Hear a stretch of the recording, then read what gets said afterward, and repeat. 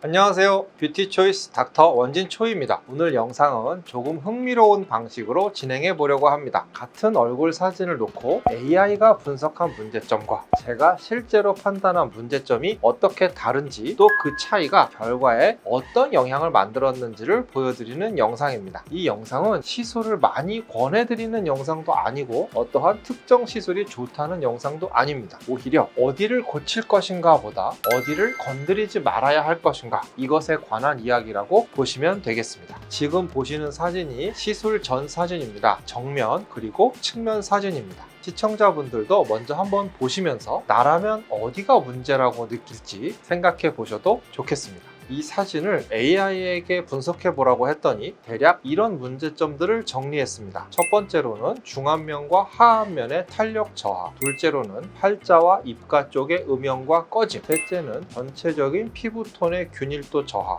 넷째로 피부결과 잔주름의 문제, 다섯 번째는 입술 볼륨과 생기의 부족을 지적을 했습니다. 사실 이러한 분석 자체가 틀렸다고 보기는 어렵습니다. AI는 사진 한 장을 기준으로 보기 때문에 충분히 나올 수 있는 전형적인 분석이죠. 그런데 저는 이 얼굴을 보면서 AI와는 우선순위를 다르게 잡았습니다. AI는 보이는 문제를 전부 나열해 줍니다. 하지만 실제 시술에서는 보이는 문제와 고쳐야 하는 문제가 항상 같지는 않습니다. 저는 볼륨을 크게 바꿔야 할 얼굴로 보지 않았고 처짐이 심하지 않기 때문에 강한 리프팅 시술이 필요하다고 판단하지 않았습니다. 오히려 정면보다 측면에서 보았을 때의 인상, 또 입가와 턱 선이 연결되는 라인, 여기에 전체 인상이 피곤해 보이는 지점이 어디인가를 더 중요하게 봤습니다.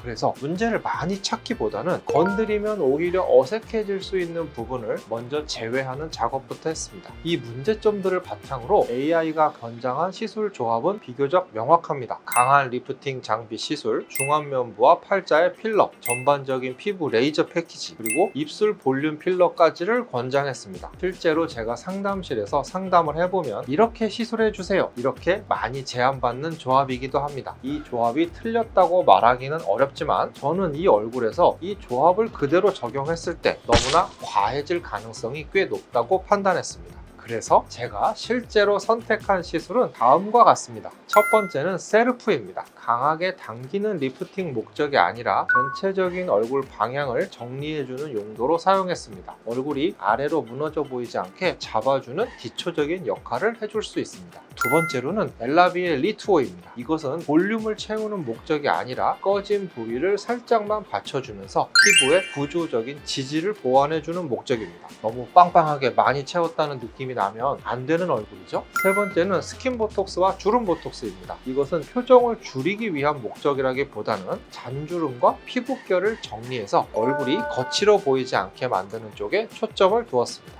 네 번째는 짧은 실리프팅을 8줄 넣었는데요. 줄이냐는 숫자가 중요한 것이 아닙니다. 하지만 레이저만으로는 부족한 고정력을 보완하는 역할로 적은 줄수로도 목적이 분명하면 충분합니다. 다섯 번째는 입술 리쥬란 힐러 시술입니다. 필러처럼 입술 볼륨을 키우기 위한 것이 아니라 입술의 윤곽, 질감, 색감을 개선해서 인상이 또렷해 보이게 만드는 목적이었습니다.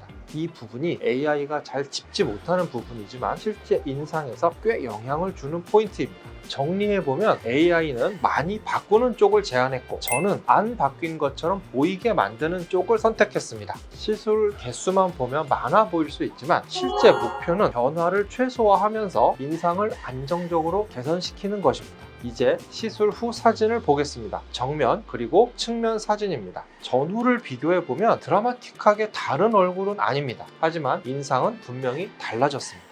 가장 큰 변화는 얼굴이 덜 피곤해 보인다는 점입니다. 입가와 턱선이 자연스럽게 연결이 되고 측면에서 약간 무너져 보이던 느낌이 정리되었고 피부결과 톤이 전체적으로 안정됐습니다. AI가 권유했을 변화는 볼륨을 더 살리고 윤곽을 더욱 또렷하게 바꿔주는 것이었을 것입니다. 하지만 실제 결과는 많이 바뀌지 않았지만 인상이 아주 편안해진 얼굴이죠. AI 분석은 충분히 참고할 가치가 있습니다. 문제를 찾아주는 능력은 분명히 뛰어납니다. 하지만 얼굴에서 가장 중요한 문제는 문제를 많이 찾는 능력이 아니라 어디에서 멈춰야 하는지를 아는 판단력이라고 생각합니다. 빠르게 달리는 고성능 스포츠카에는 반드시 강력한 브레이크 시스템이 있어야 합니다. 그래야 빠르게 달릴 수 있으니까요. 저는 AI가 방향을 제시해 줄 수 있지만 멈춰야 할 지점과 하지 말아야 할 선택을 결정하는 것은 아직까지는 경험 많은 의사의 영역이라고 생각합니다. 오늘 영상이 여러분들께 무엇을 할까 보다 어디까지 해야 할까를 생각하는 기준을 가지시는데 도움이 되었으면 합니다. 지금까지 뷰티 초이스 닥터 원진 초이였습니다.